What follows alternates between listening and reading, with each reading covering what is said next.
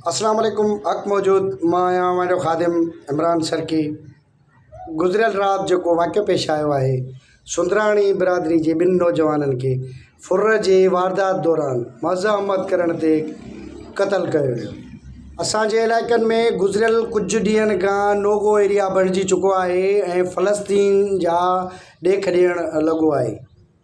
गुज़िरियल कुझु ॾींहं अॻ में बुगटी बिरादरी जो नौजवान जावेद बुगटी जेको राति जो 8 साढे 8 जे विच में पंहिंजे घर ठुल खां वञी रहियो हो त बूले कलर जे नज़दीक ॾुआरनि अॻु वरितो ऐं मज़ामत करण ते संदन क़तल कयो वियो। असांजे इलाइक़े में बदअमनी जो राकास वधी वियो आहे।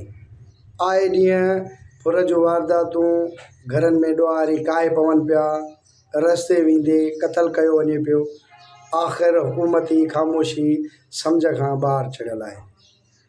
ॿुधण में अचे पियो त कचे जे इलाइक़नि में हुकूमती धुर ऐं आर्मी जी धुर जेको आहे सो ऑपरेशन शुरू कयो आहे ऐं ज़रियनि खां ॼाण बि इहा मिली आहे त उतां जे बासरनि पारां पंहिंजे ई ॾुआरी जेके वॾा वॾा उन्हनि जी जेको आहे सो पुष्टपनाही कंदड़ ॾुआरी हुया, उन्हनि खे असांजे इलाइक़नि ॾांहुं अमाणियो वियो, जंहिंमें RD 44 थाणे जी हद में जेको सिंध ऐं बलोचिस्तान जी सरहदी पट्टी ते मौजूदु आहे, उन इलाइक़नि में उन्हनि खे रहाइश अख़्तियार कराई वई ऐं उन खां पोइ RD 238 जेको बलोचिस्तान जी हद आहे ऐं उते बि इन ॾुआरनि खे रहाइश अख़्तियार करण लाइ उहा जॻहियूं फ़राहम कयूं वयूं आहिनि। उहे ॾुआरी जॾहिं असांजे इलाइक़नि में रहाइश पज़ीर थिया ऐं इलाइक़े जा घटि घेर ॾिठऊं, उन खां पोइ असांजे इलाइक़े में बदअमनी जो राकास घुमाए रहिया आहिनि ऐं उन्हनि जी पुष्टपनाही कंदड़ उतां जा ई बासर ऐं हितां जा बासर मुलविस आहिनि।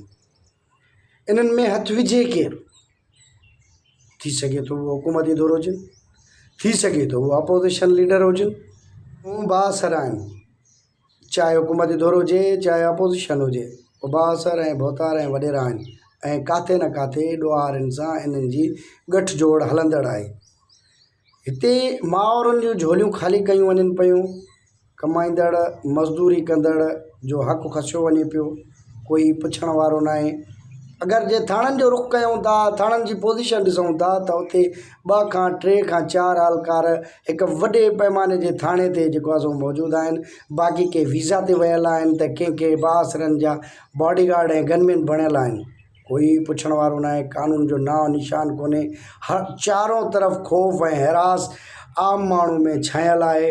कोई उन्हनि खे तहफ़ुज़ फ़राहम करण लाइ तयारु न आहे। आख़िर असां सिंधी क़ौम ऐं हिन इलाइक़े वारनि जो ॾोह कहिड़ो आहे? असां पंहिंजी धरती ते बि महफ़ूज़ न आहियूं। जॾहिं असां पंहिंजी धरती ते ई महफ़ूज़ न आहियूं त पोइ मुल्क जा हालात ऐं मुल्क जी सूरत हाल जेके मुल्क जी वाॻूं संभालनि पिया त उहे इन ज़ुल्म खे ॾिसी बि ख़ामोश रहनि था। त मां सम्झां थो त नाहिल असांजो मालिया गुलशन जे गुलनि जो छा थींदो।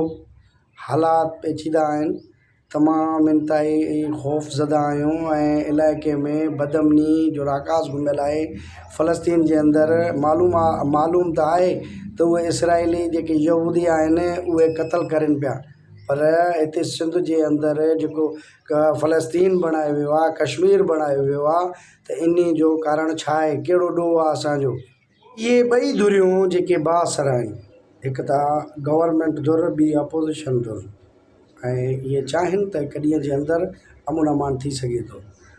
ऐं रियासत खे घुरिजे त जेके माण्हू तव्हांखे टैक्स फ़राहम करनि पिया, हर शइ ते टैक्स, एतिरी महांगाई जो माण्हू खाइण लाइ बि मजबूर आहे ऐं उहा टैक्स भरनि था, पोइ बि उन्हनि जी ज़िंदगी महफ़ूज़ न आहे रही।